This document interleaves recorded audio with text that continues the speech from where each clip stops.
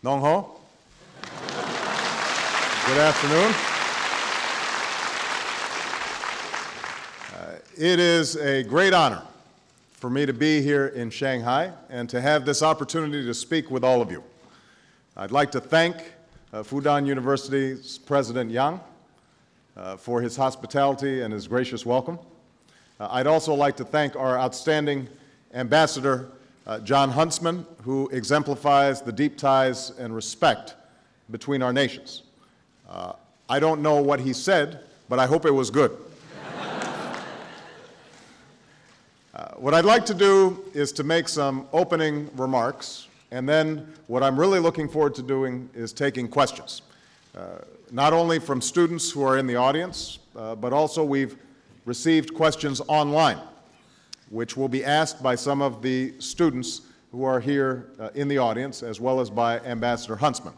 And I am very sorry that my Chinese is not as good as your English, but I am looking forward to this chance to have a dialogue.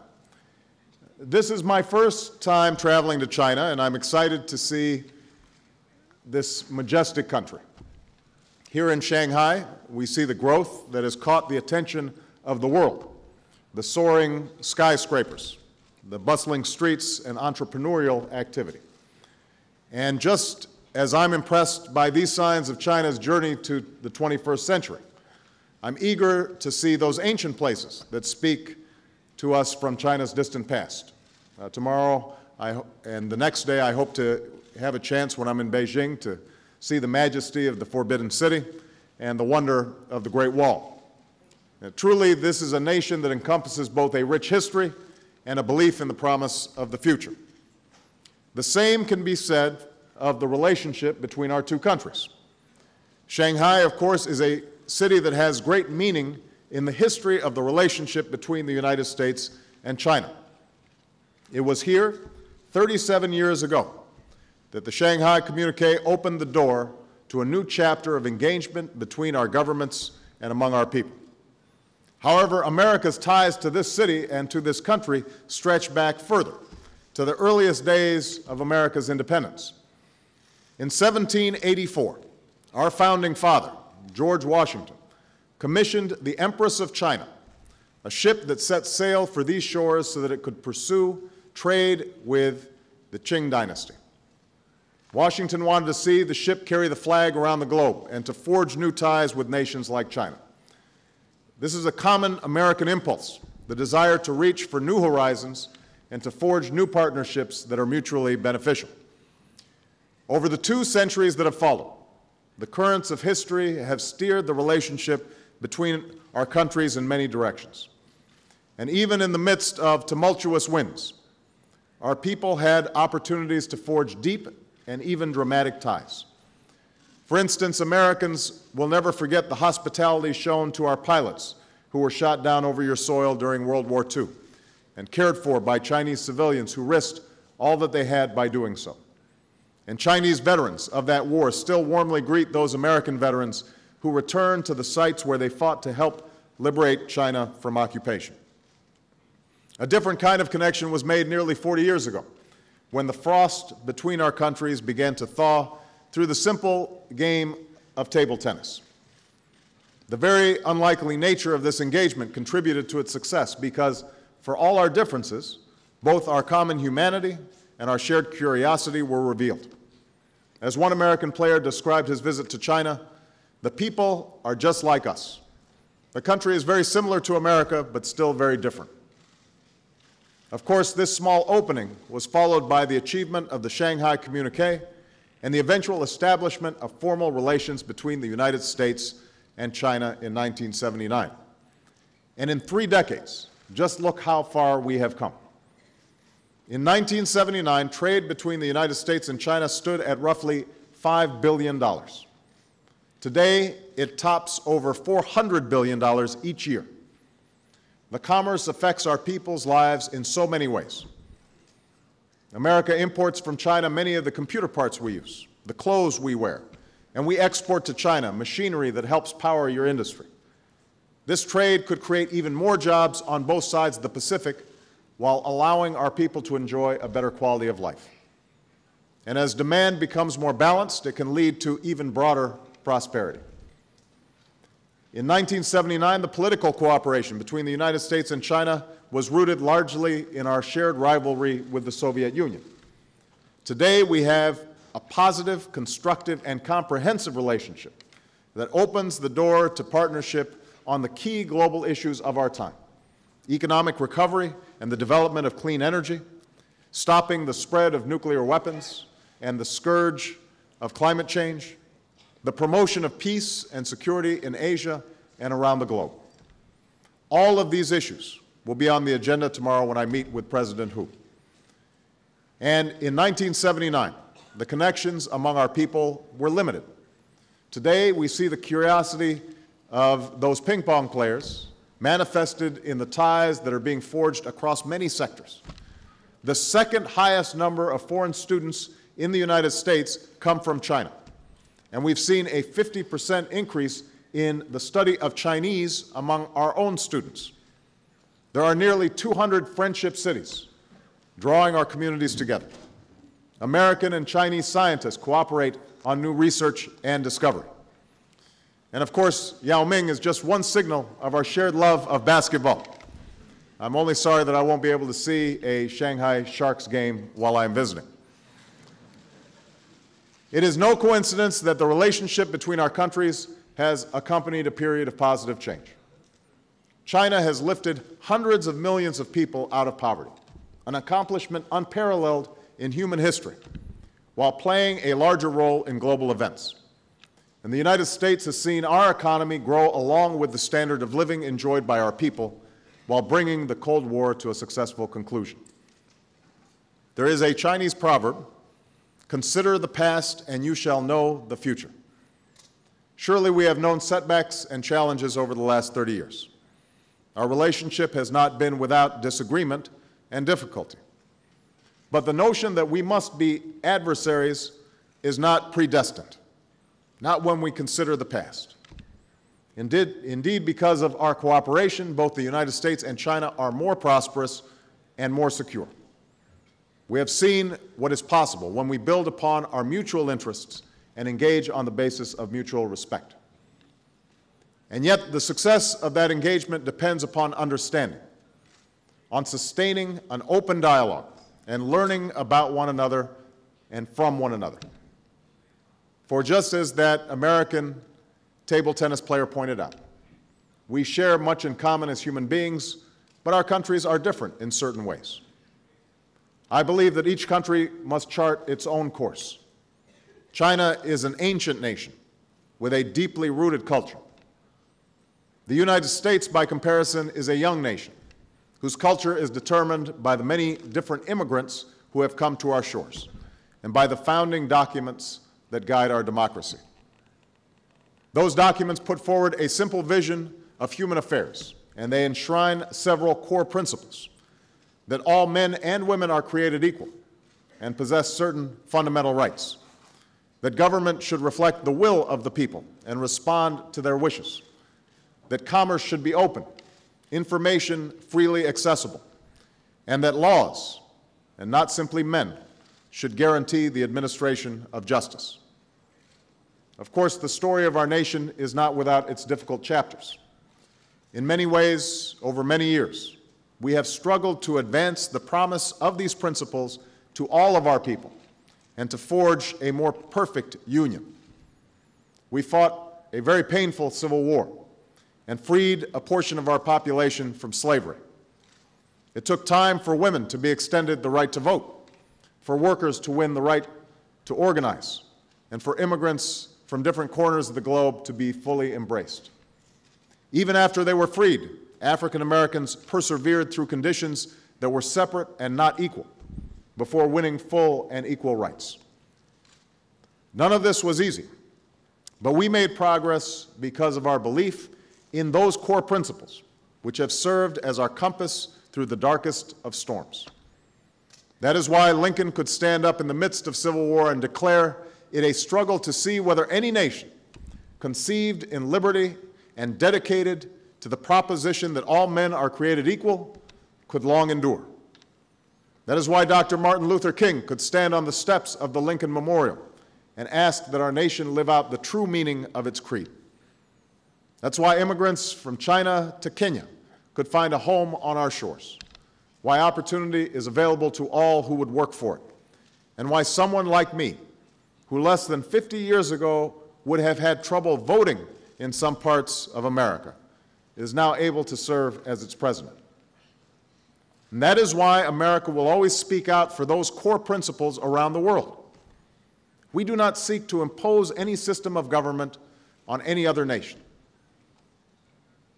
But we also don't believe that the principles that we stand for are unique to our nation. These freedoms of expression and worship, of access to information and political participation, we believe are universal rights. They should be available to all people, including ethnic and religious minorities, whether they are in the United States, China, or any nation. Indeed, it is that respect for universal rights that guides America's openness to other countries, our respect for different cultures, our commitment to international law, and our faith in the future. These are all things that you should know about America. I also know that we have much to learn about China. Looking around at this magnificent city and looking around this room, I do believe that our nations hold something important in common, and that is a belief in the future. Neither the United States nor China is content to rest on our achievements. For while China is an ancient nation, you are also clearly looking ahead with confidence, ambition, and a commitment to see that tomorrow's generation can do better than today's. In addition to your growing economy, we admire China's extraordinary commitment to science and research, a commitment borne out in everything from the infrastructure you build to the technology you use. China is now the world's largest internet user, which is why we were so pleased to include the internet as part of today's event. This country now has the world's largest mobile phone network, and it is investing in the new forms of energy that can both sustain growth and combat climate change. And I'm looking forward to deepening the partnership between the United States and China in this critical area tomorrow. But above all, I see China's future in you, young people whose talent and dedication and dreams will do so much to help shape the 21st century. I've said many times that I believe that our world is now fundamentally interconnected. The jobs we do, the prosperity we build, the environment we protect, the security that we seek, all of these things are shared. And given that interconnection, power in the 21st century is no longer a zero-sum game. One country's success need not come at the expense of another. And that is why the United States insists we do not seek to contain China's rise. On the contrary, we welcome China as a strong and prosperous and successful member of the community of nations, a China that draws on the rights, strengths, and creativity of individual Chinese like you. To return to the proverb, consider the past. We know that more is to be gained when great powers cooperate than when they collide. That is a lesson that human beings have learned time and again, and that is the example of the history between our nations. And I believe strongly that cooperation must go beyond our government. It must be rooted in our people, in the studies we share, the business that we do, the knowledge that we gain, and even in the sports that we play. And these bridges must be built by young men and women just like you and your counterparts in America. That's why I'm pleased to announce that the United States will dramatically expand the number of our students who study in China to 100,000. And these exchanges mark a clear commitment to build ties among our people as surely as you will help determine the destiny of the 21st century. And I'm absolutely confident that America has no better ambassadors to offer than our young people, for they, just like you, are filled with talent and energy and optimism about the history that is yet to be written. So let this be the next step in the steady pursuit of cooperation that will serve our nations and the world. And if there is one thing that we can take from today's dialogue, I hope that it is a commitment to continue this dialogue going forward. So thank you very much, and I look forward now to taking some questions for all of you. Thank you very much.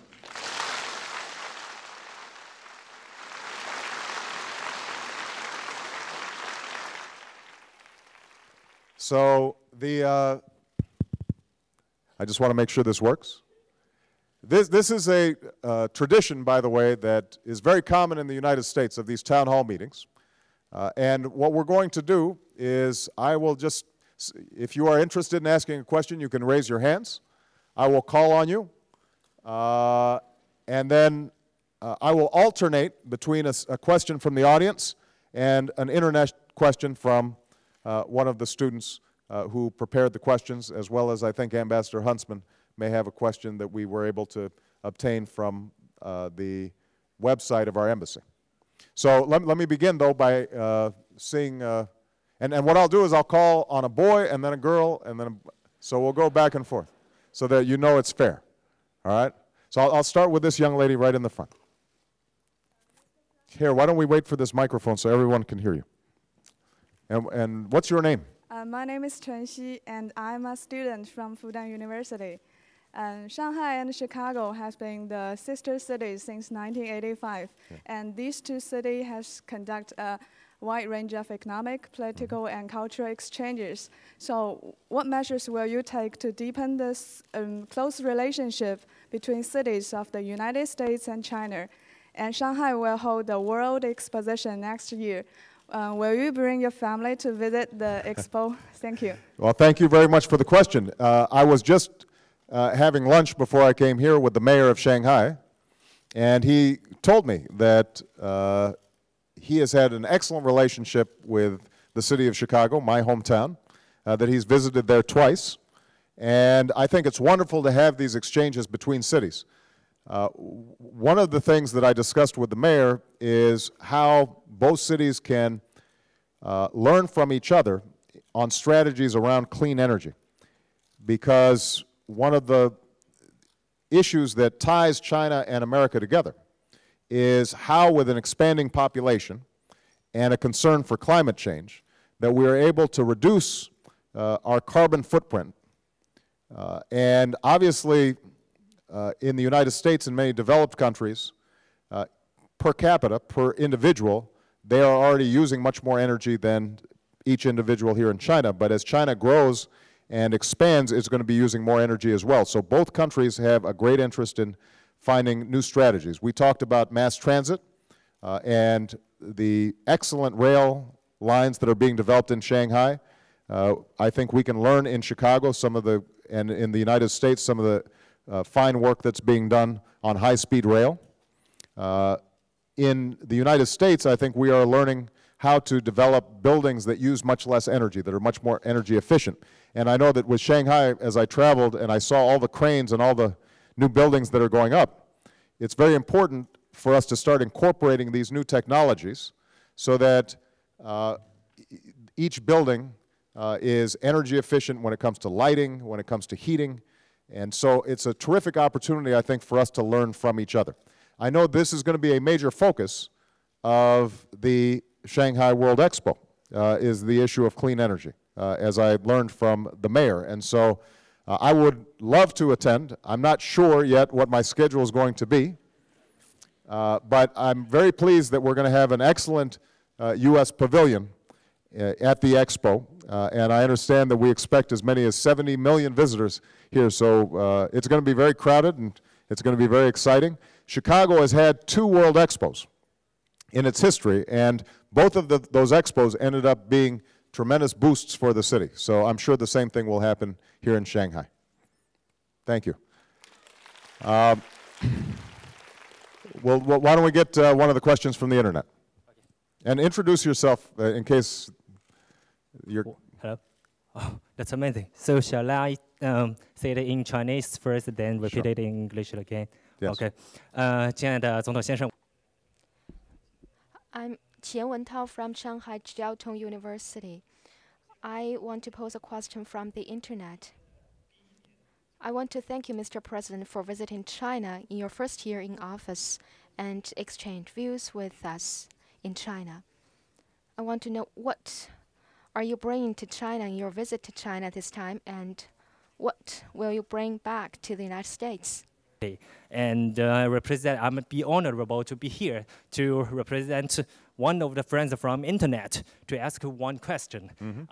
Firstly, thanks for visiting China at the first year of your presidency. And my question is, what have you, in this Chinese trip, what have you brought to China? And what do you want from China? Thank you. Okay. Well, the main purpose of my trip is to deepen my understanding of China and its vision for the future. I have had several meetings now with President Hu. We participate together in the G20 summit that was dealing with the economic financial crisis. We have had consultations about a wide range of issues. But I think it's very important for the United States to continually deepen its understanding of China, just as it's important for China to continually deepen its understanding of the United States. In terms of what I'd like to get out of this meeting or this visit, in addition to having the wonderful opportunity to see the Forbidden City and the Great Wall, and to meet with all of you, these are all highlights. Oh. These are all highlights, but in addition to that, the discussions that I intend to have with President Hu speak to the point that Ambassador Huntsman made earlier, which is there are very few global challenges that can be solved unless the United States and China agree. So let me give you a specific example, and that is the issue we were just discussing of climate change. The United States and China are the world's two largest emitters of greenhouse gases, of carbon that is causing the planet to warm. Now, the United States, as a highly developed country, as I said before, per capita consumes much more energy and emits much more greenhouse gases for each individual than does China. On the other hand, China is growing at a much faster pace, and it has a much larger population.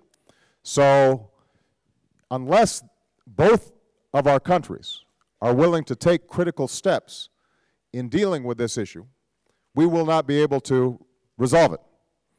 There's going to be a Copenhagen conference in December in which world leaders are trying to find a recipe so that we can all make commitments that are differentiated, so each country would not have the same obligations. Obviously, China, which has much more poverty, should not have to do exactly the same thing as the United States, but all of us should have these certain obligations in terms of what our plan will be to reduce these greenhouse gases. So that's an example of what I hope to get out of this meeting, a meeting of the minds between myself and President Hu about how together the United States and China can show leadership. Because I will tell you, other countries around the world will be waiting for us. They will watch to see what we do. And if they say, you know, the United States and China, they're not serious about this, then they won't be serious either. That is the burden of leadership that both of our countries now carry.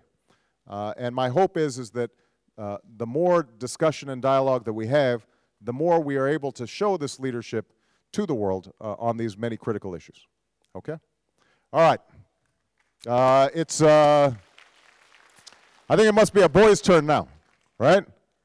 So I'll call on this young man right here. 总统先生您好，我是来自 Let me get my... Mr. President, good afternoon. I'm from Tongji University. I want to cite a saying from Confucius. It is always good to have a friend coming from afar. In Confucius' books, there is a great saying which says that harmony is good, but also we uphold differences.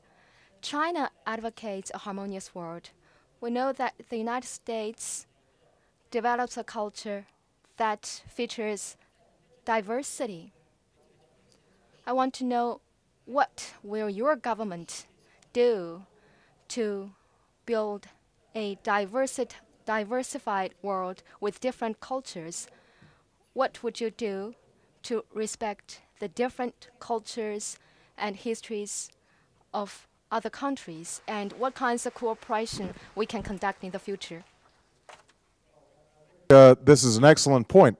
The United States, one of our strengths is that we are a very diverse culture. We have people coming from all around the world. And so there's no one definition of what an American looks like.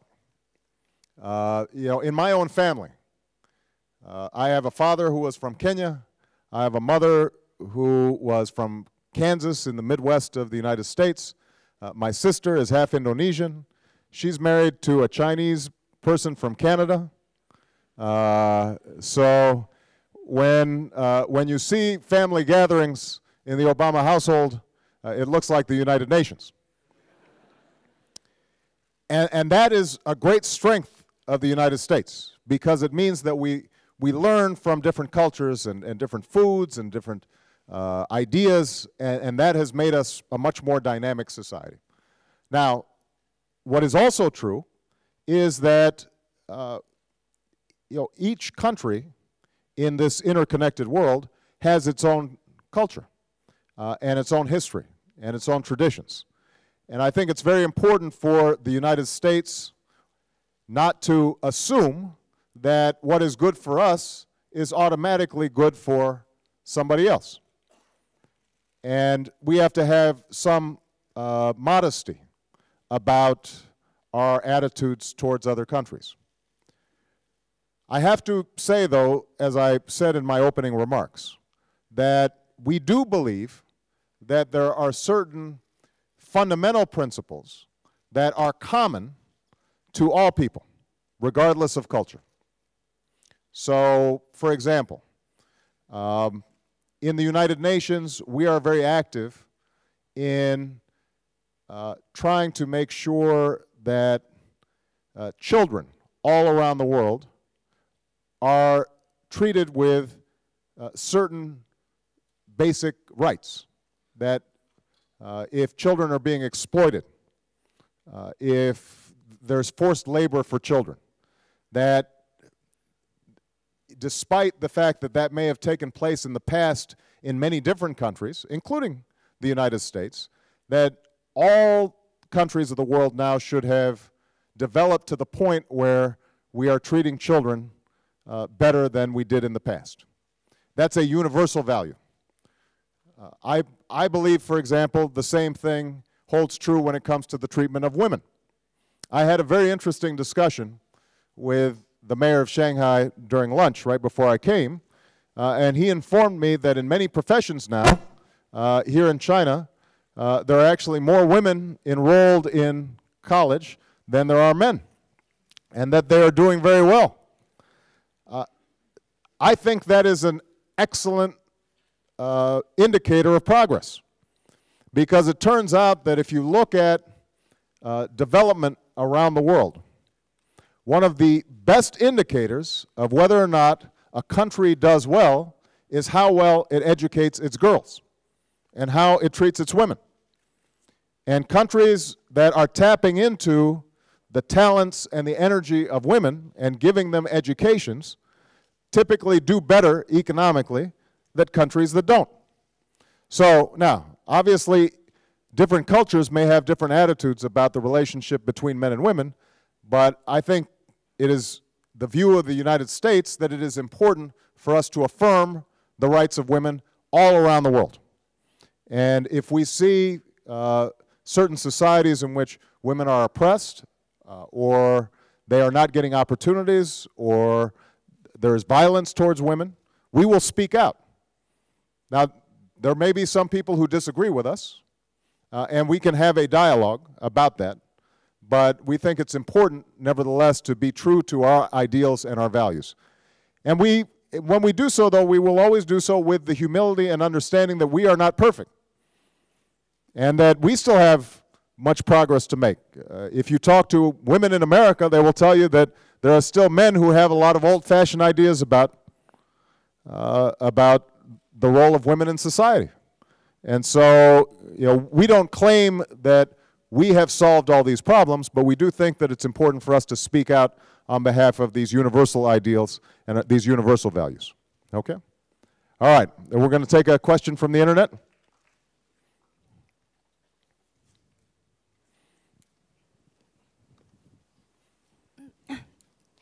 Hello, Mr. President. It's a great honor to be here and meet you in person. Thank you. My name is Zhang Xin. I'm from Shanghai International Studies University. I'll be reading a question selected on the internet to you. And this question is from somebody from Taiwan. In his question, he said, I come from Taiwan. Now I am doing business on the mainland. And due to improved cross-strait relations in recent years, my business in China is doing quite well. So when I heard the news that some people in America would like to propose continue selling arms and weapons to Taiwan, I began to get pretty worried. I worry that this may make our cross-strait relations suffer. So I would like to know if, Mr. President, are you supportive of improved cross-strait relations? And although this question is from a businessman, actually it's a question of keen concern to all of us young Chinese students. So we'd really like to know your position on this question. Thank you. Thank you.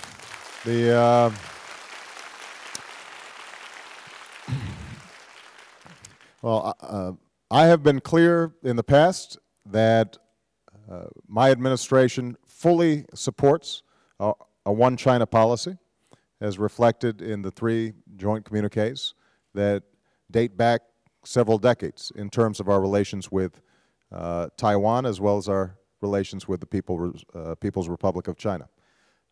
We don't want to change that policy and that approach.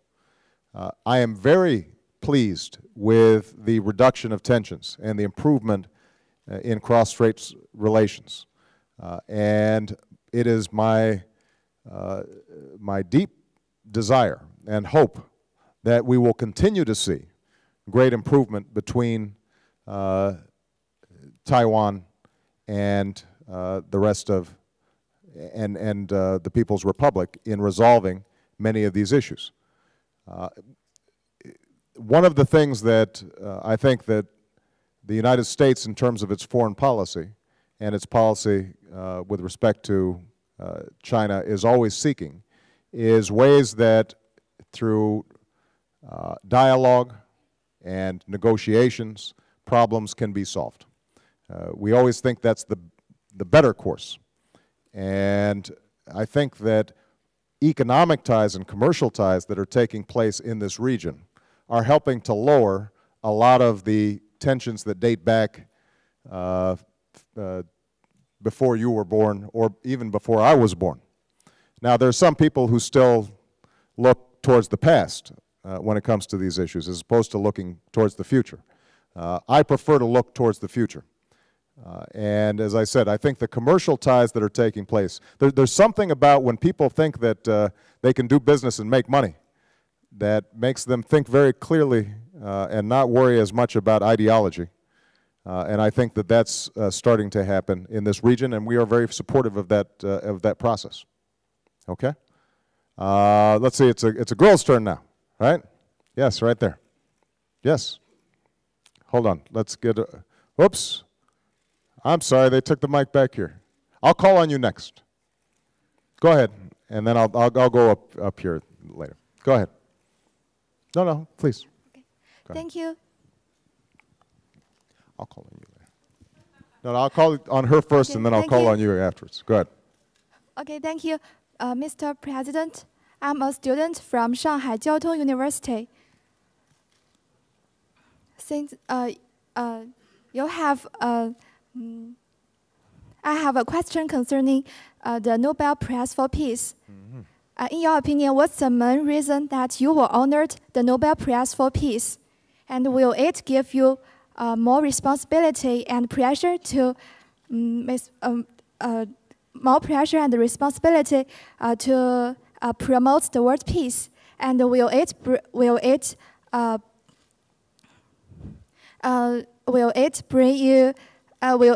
influence your ideas while dealing with the international affairs?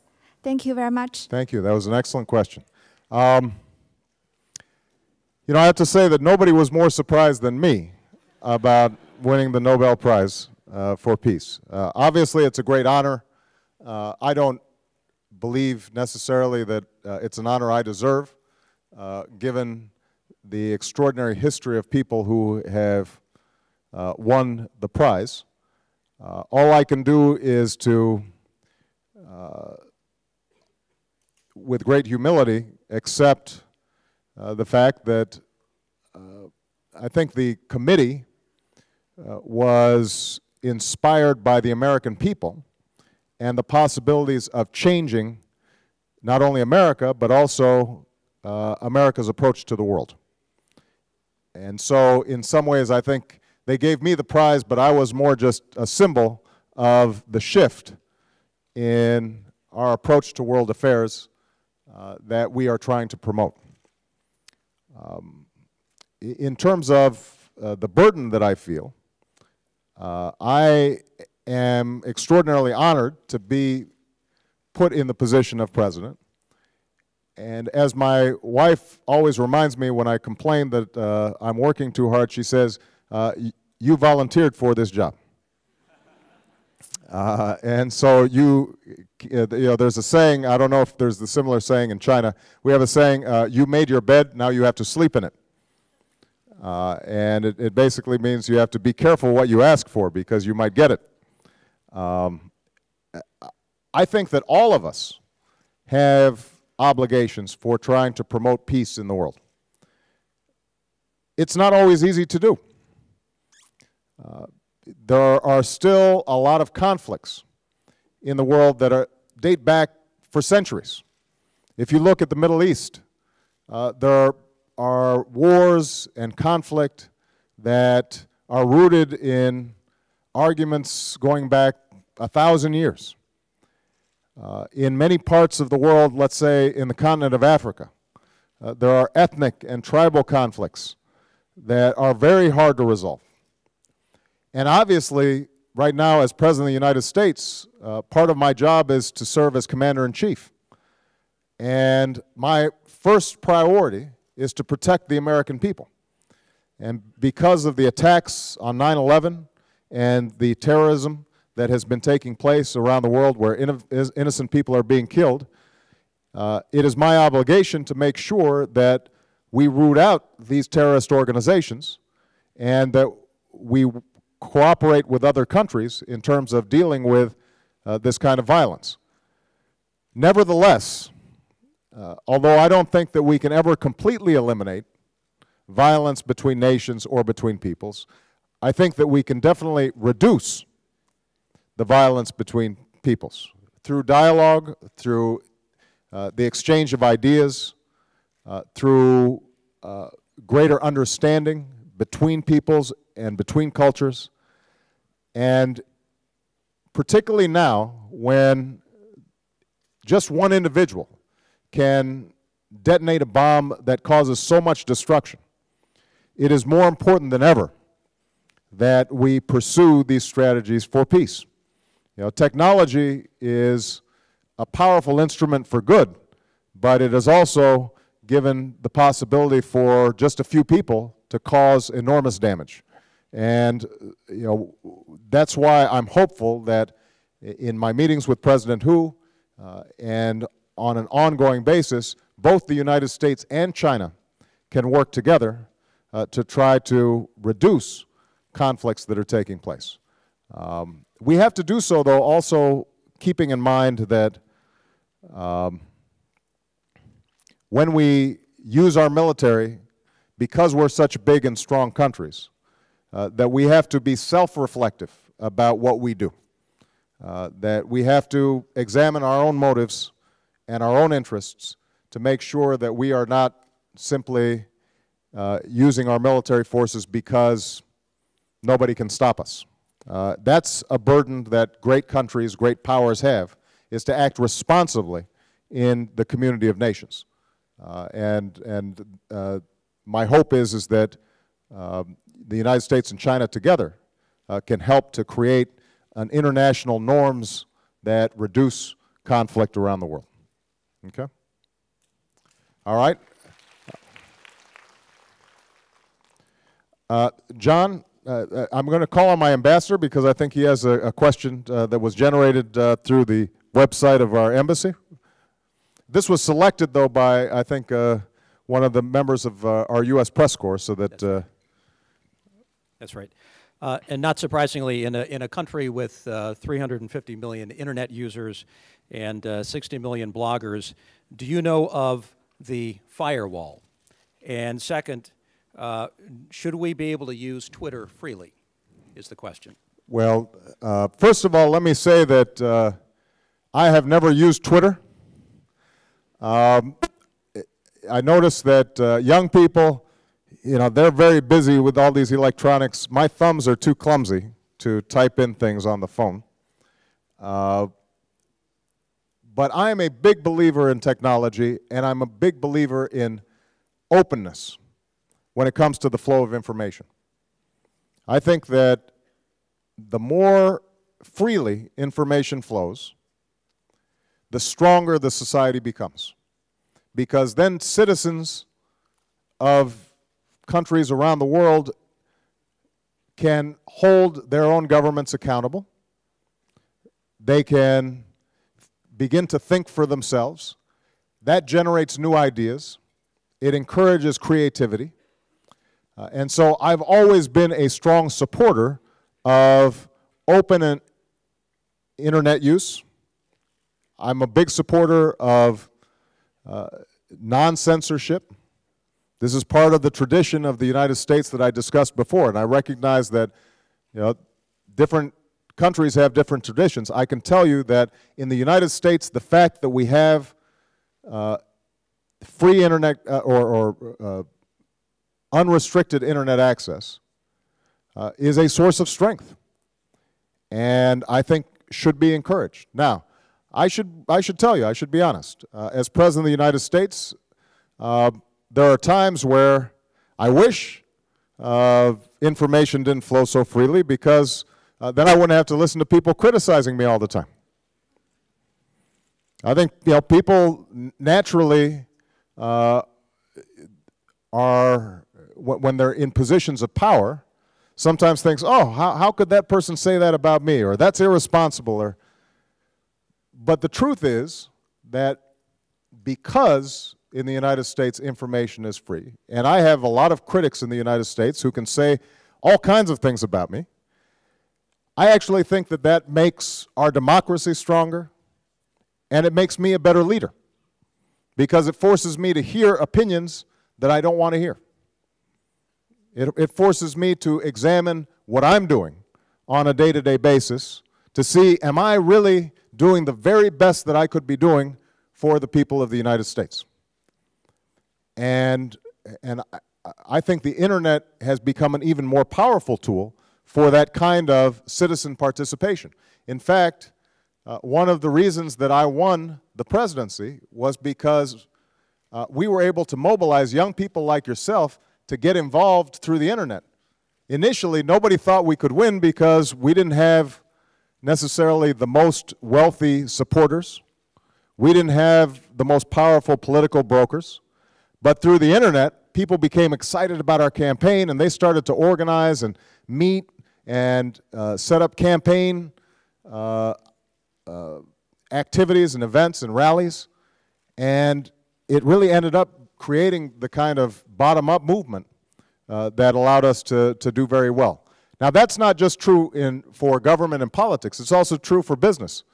You think about a company like Google that only 20 years ago was, less than 20 years ago, was the idea of a couple of people not much older than you.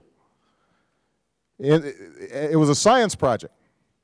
And suddenly, because of the internet, they were able to create an industry that has revolutionized commerce all around the world.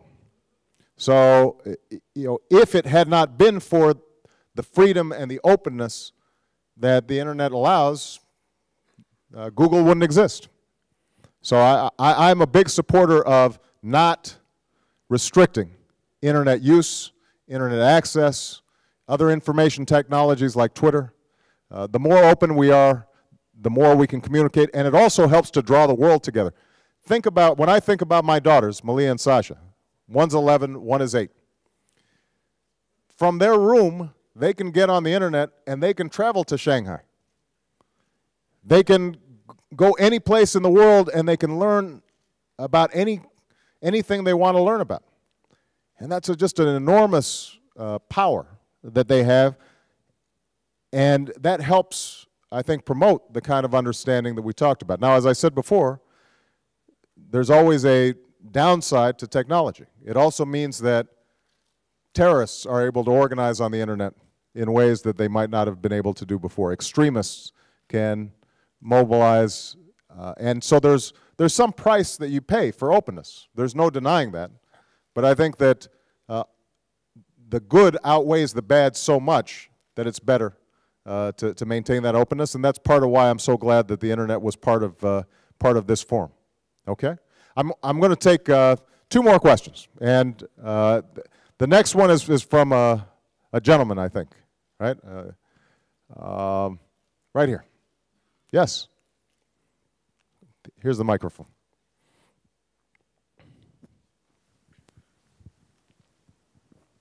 First, I'd like to say that it is a great honor for me to stand here to ask you the questions. I think I'm so lucky and just appreciate that your speech is so clear that I really do not need such kind of headset. And here comes the question. My name is Zhu Yuantian from Fudan University School of Management, and I would like to ask you the question is that now that someone has asked you something about the Nobel Peace Prize, but I will not ask you in the same aspect. I want to ask you in the other aspect that since it is very hard for you to get such kind of honorable prize, and I wonder, and we all wonder that how you struggle to get it, and what's your university college education that brings you to get such kind of prizes, and we are very curious about it, and we'd like to invite you to share with us your campus education experiences so as to go on the road of success. Well, first of all, let me tell you that I don't know if there's a curriculum or course of study that leads you to win the Nobel Peace Prize. So I can't guarantee that. But I think the recipe for success is the one that you are already following. Obviously, all of you are working very hard. You're studying very hard. You're curious. You're willing to think about new ideas and think for yourself. The people who I meet now that I find most inspiring, who are successful, I think are people who are not only willing to work very hard, but are constantly trying to improve themselves and to think in new ways, and not just accept the conventional wisdom. Obviously, there are many different paths to success, and some of you are going to be going into government service, some of you might want to be teachers or professors, some of you might want to be business people. But I think that whatever field you go into, if you're constantly trying to improve and never satisfied with not having done your best, and constantly asking new questions, are there things that I could be doing differently? Are there new approaches to problems that nobody's thought of before, whether it's in science or technology or in the arts, those are usually the people who I think are able to rise above the rest. The one last piece of advice, though, that I would have that has been useful for me is the people who I admire the most and are most successful, they're not just thinking only about themselves, but they're also thinking about something larger than themselves. So they want to make a contribution to society. They want to make a contribution to their country, their nation, their city. They are interested in having an impact beyond their own immediate lives. You know, I think so many of us, we get caught up with wanting to make money for ourselves and have a nice car and have a nice house, and all those things are important, but the people who really make their mark on the world, it's because they have a bigger ambition. They say, how can I help feed hungry people? Or how can I help to teach children who don't have an education? Or how can I, you know, bring about peaceful resolution of conflicts? Those are the people, I think, who end up making such a big difference in the world, and I'm sure that young people like you are going to be able to make that kind of difference as long as you keep working the way you've been working. All right? All right, this is going to be the last question, unfortunately. We've run out of time so quickly. Our last internet question, because I want to make sure that we got all three of our fine students here. So, Mr. President, great honor for the last question.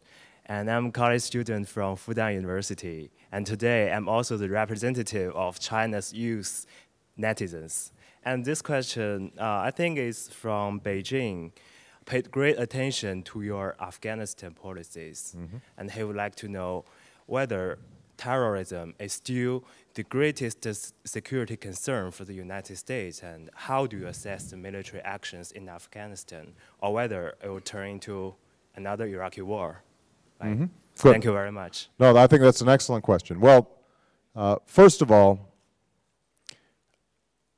I do continue to believe that the greatest threat to United States security are the terrorist networks like Al-Qaeda.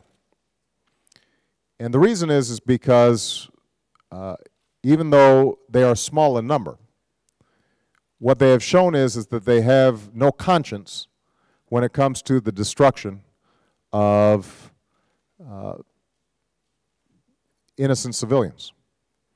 And because of technology today, if an organization like that got a weapon of mass destruction on its hands, a nuclear or a chemical or a biological weapon, and they used it in a city, whether it's in Shanghai or New York, just a few individuals could potentially kill tens of thousands of people, maybe hundreds of thousands. So it really does pose an extraordinary threat. Now, the reason we originally went into Afghanistan was because Al-Qaeda was in Afghanistan, being hosted by the Taliban. They have now moved over the border of Afghanistan, and they are in Pakistan now. But they continue to have networks with other extremist organizations in that region. And I do believe that it is important for us to stabilize Afghanistan so that the people of Afghanistan can protect themselves, but they can also be a partner in reducing the power of these extremist networks. Now, obviously, it is a very difficult thing. One of the hardest things about my job is ordering young men and women into the battlefield. I often have to meet with the mothers and fathers of the fallen, those who do not come home. And it is a great weight on me. It gives me a heavy heart. Fortunately, our armed services the young men and women who participate, they believe so strongly in their service to their country that they are willing to go. And I think that it is possible, working in a broader coalition with our allies in NATO and others that are contributing like Australia, to help train the Afghans so that they have a functioning government, that they have their own security forces, and then slowly we can begin to pull our troops out because there's no longer that vacuum that existed after the Taliban left. But it's a difficult task. It's not easy. And ultimately, I think in trying to defeat these terrorist extremists, it's important to understand it's not just a military exercise. We also have to think about what motivates young people to become terrorists. Why would they become suicide bombers? And although there are obviously a lot of different reasons, including, I think, the perversion of religion in thinking that somehow these kinds of violence acts are appropriate. Part of what's happened in places like Pakistan and Afghanistan is these young people have no education, they have no opportunities, and so they see no way for them to move forward in life, and that leads them into thinking that this is their only option. And so part of what we want to do in Afghanistan is to find ways that we can train teachers and create schools and improve agriculture so that people have a greater sense of hope. That won't change the ideas of Osama bin Laden, who are very ideologically fixed on trying to strike at the West. But it will change the pool of young people who they can recruit from, and that is at least as important, and if not more important over time, as whatever military actions that we can take. Okay? All right. I have had a wonderful time. I am so grateful to all of you. First of all, let me say I'm very impressed with all of your English. Clearly, you've been studying very hard. And having a chance to meet with all of you, I think has given me great hope for the future of U.S.-China relations. I hope that many of you have the opportunity to come and travel and visit the United States. You will be welcome. I think you will find that the American people feel very warmly towards the people of China. And I am very confident that with young people like yourselves and the young people that I know in the United States, that our two great countries will continue to prosper and help to bring about a more peaceful and secure world. So thank you very much, everybody. Thank you.